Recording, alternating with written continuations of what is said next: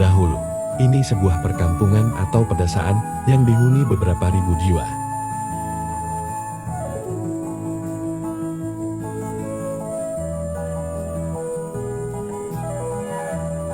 Demi kemanfaatan dan kepentingan bersama, para penduduk harus meninggalkan tanah kelahiran yang dicintainya.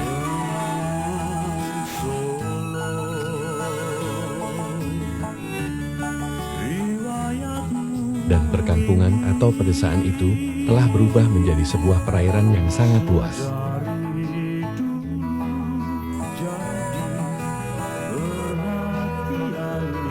Dan ternyata, banyak manfaat yang dirasakan dengan adanya perairan luas ini tentang pengendalian banjir, pertanian, perikanan, tenaga listrik, dan pariwisata.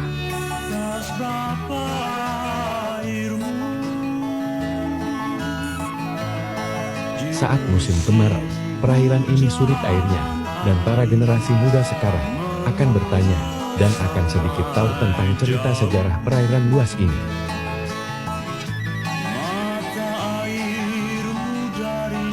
Semoga perairan luas ini tetap terjaga kelestariannya dan benar-benar bermanfaat untuk kesejahteraan masyarakat.